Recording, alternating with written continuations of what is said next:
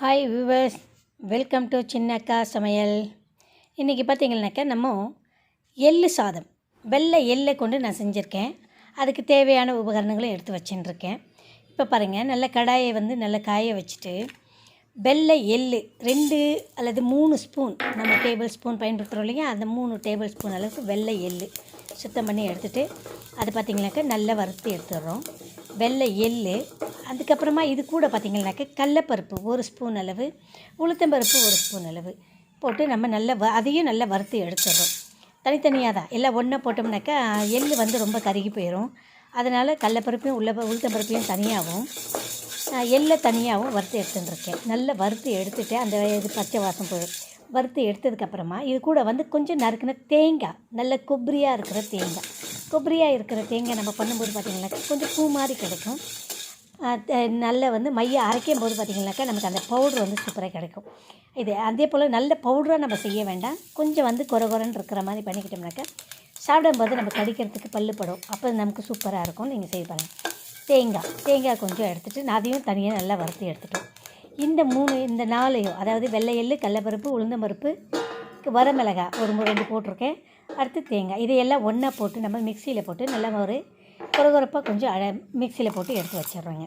அதுக்கப்புறமா வானிலையில் எண்ணெயை வச்சுட்டு தேவையான அளவுக்கு சாதம் பார்த்திங்கனாக்கா 2 பிள்ளைங்களுக்கு அவ்வளோ 2 கப் அளவு நான் எடுத்து வச்சுட்டுருக்கேன். 2 கப் அந்த பவுல் பார்த்திங்கனாக்கா ஒரு பிள்ளைங்க சாப்பிட்ற அளவுக்கு இருக்கும். ஸோ 2 பவுல் அளவுக்கு சாதம் எடுத்து வச்சுட்டுருக்கேன். படைச்சட்டில் எண்ணெய் காஞ்சதுமே கருவேப்பிலை போட்டு கடுகு போட்டேன். இதுக்கு கொஞ்சமாக தேவையான அளவுக்கு கொஞ்சமாக தான் எடுத்துட்டுருக்கேன். 2யும் சேர்ந்து, அதாவது கடலைப்பருப்பு உளுந்தம்பருப்பும் சேர்ந்து பார்த்திங்கனாக்கா 1 ஸ்பூன் அளவுக்கு எடுத்துட்டுருக்கேன்.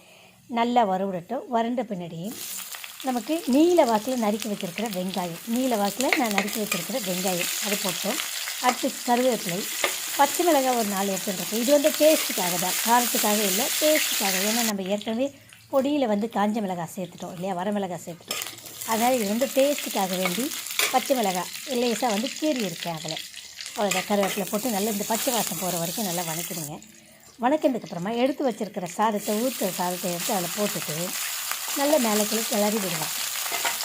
அடி பிடிக்காத மாதிரி நல்லா கிளறி விட்டுக்கோம். எப்போவுமே இந்த மாதிரி சாதம் போட்டு நம்ம கிளறும் போது பார்த்திங்கனாக்கா ஸ்டவ்வை நம்ம சிம்மில் வச்சிடணும். சிம்மில் வச்சிட்டோம்னாக்கா நமக்கு அடி பிடிக்காது.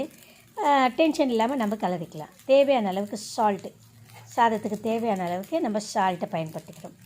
இது செம்ம டேஸ்ட்டாக இருக்குங்க. இப்போ நம்ம அடித்து எடுத்து மிக்சியில் போட்டு எடுத்து வச்சுருக்கோம் இல்லையா, கடலைப்பருப்பு, உளுந்தம்பருப்பு, வெள்ளை எள்ளு, மிளகாய், வரமிளகாய், கொஞ்சம் தேங்காய், இது எல்லாம் போட்டு இந்த பொடியை எடுத்து அப்படியே தூவி மேலே நல்ல கிளறி எடுத்து வச்சுருங்க.